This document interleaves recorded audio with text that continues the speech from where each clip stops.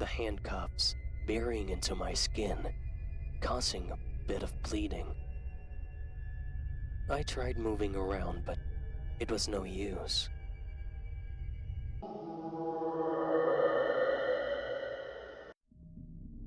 I was working full-time as a waitress in a high-traffic commercial area. The pay was terrible and the hours were ungodly. Fortunately for me, we had a bunch of regular customers who were always nice and tipped well.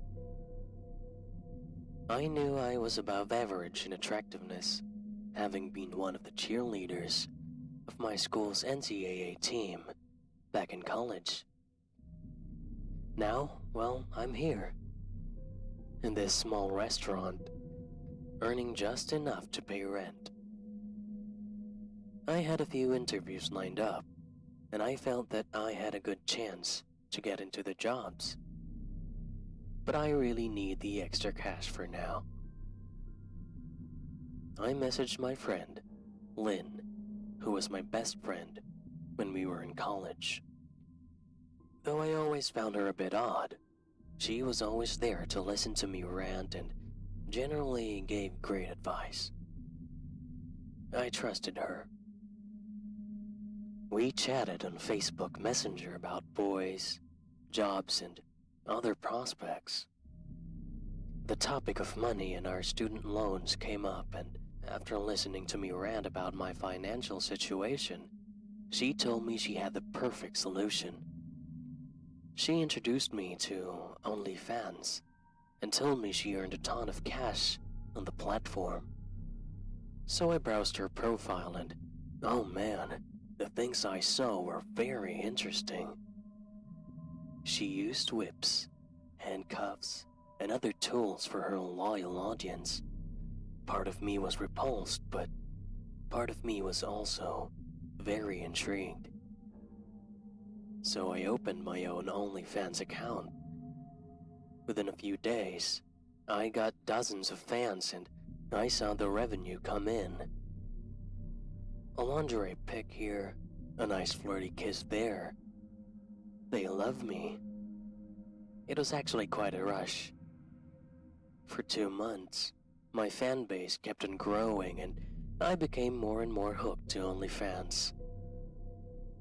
I did more and more daring things for my fans. In my 3rd month was when Lynn messaged me with an interesting offer. She said she got an offer for $2,000 if we could collaborate on a risque shoot. Hearing the words $2,000 immediately made me interested.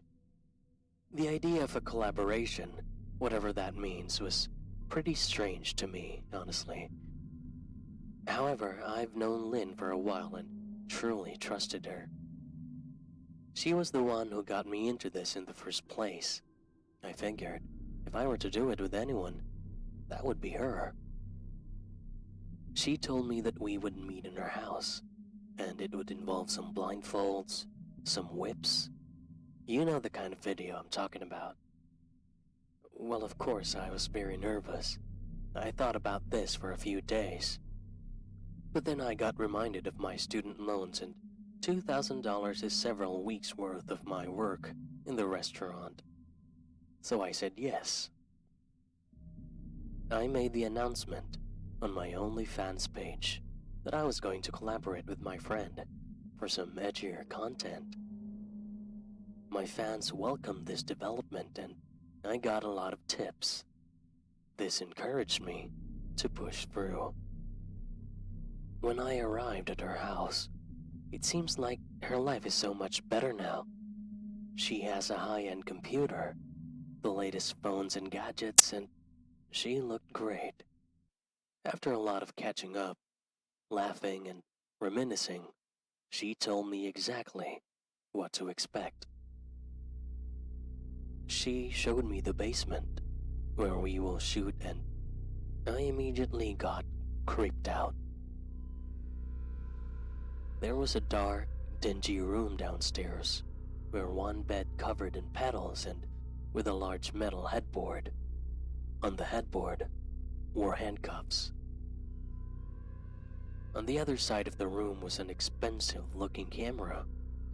She brought out a notepad with a list of the things that will happen. Nothing too crazy or I was totally uncomfortable with, and so I agreed. She turned on the camera and told me to lie down on the bed. She proceeded to handcuff me to the headboard. She then put blindfolds on my eyes. I had anticipated a bit of pain, but nothing came. And then, my worst nightmare happened. I heard footsteps coming down the stairs. Hello? I shouted. Who's there? Lynn then told me to shut my mouth. When I started screaming, she put a tape around my mouth and shut it forcefully. I heard male voices around me. Lynn said, "Aw, I'm sorry, dear. This shoot isn't really for OnlyFans. See, I make even more money off the dark web. I'm sure you've heard of the Red Rooms. They pay us to do stuff to people." "Oh, don't worry. This isn't just any room. This is the starving room, and you are our star.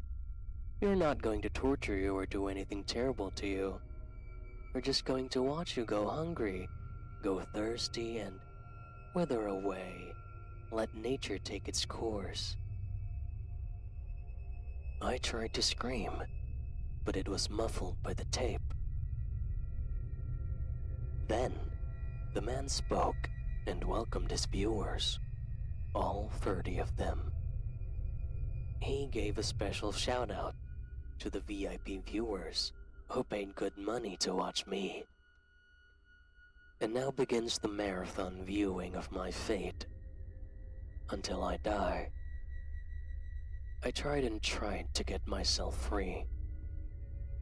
The handcuffs burying into my skin, causing a bit of bleeding. I tried moving around, but it was no use. After what felt like half a day, my mouth felt dry and my throat was parched. I was feeling weak and disoriented. Then, more and more time passed. I got dizzy, confused, desperate, and in pain, the worst pain I've ever felt. I think it's been a few days then. I began hallucinating. I hear phantom voices and I see colors flashing before my eyes. This is hunger and thirst, making my mind go insane. I think I tried biting my lips so hard that it would bleed, but that didn't work because of the tape on my mouth. I tried to pull my hand off the cuffs, and I can feel the flesh tearing off. I endured the pain of the wound, but I was just not able to free myself. At best, all I could hear was the bed thudding loudly as I move around. I was too weak to do anything at this point. I feel my stomach burn inside, my body starting to shut down. My body feels withered, as all the fluids inside it seem to be dried up. I heard the faint sound of footsteps upstairs, then gunshots. I thought to myself that this was the end for me. I was crying under the blindfolds. Then, suddenly I heard shouting. "She's here!" They say. My blindfolds were carefully lifted, and it was 3 policemen looking at me. I couldn't process what was happening immediately, but I felt a sense of relief and gratitude. I would find out later that I was there for 3 days. My family realized something was wrong when I never answered calls and essentially disappeared. They created posts on social media looking for me. Somehow the post was seen by some of my OnlyFans followers and alerted my parents about my announcement with a potential collaborator. This made the authorities look at all my social media communications. They confronted Lynn, who initially persuaded them that I never made it to our appointment. She even fake cried, saying that maybe an obsessed OnlyFans follower stalked and kidnapped me. She offered to help them and even spoke to my mom on the phone.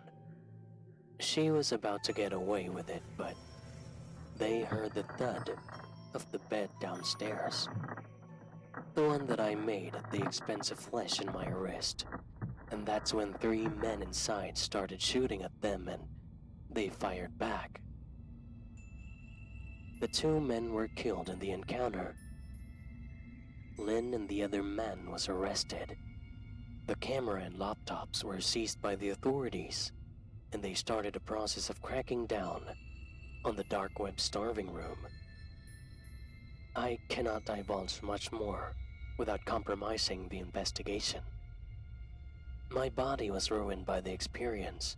My wrist still feels painful from time to time, but it's my kidney that got affected the most. Well, actually, that's not true. I think my mind was the most scarred by the experience. I shut down my OnlyFans and actually every social media I had. I became paranoid and scared. What's worse is, when I sleep at night, I always keep the light on. I fear that when I wake up, Lynn and her friends are there. What if me escaping was a hallucination, and I am still tied to that godforsaken bed inside the starving room?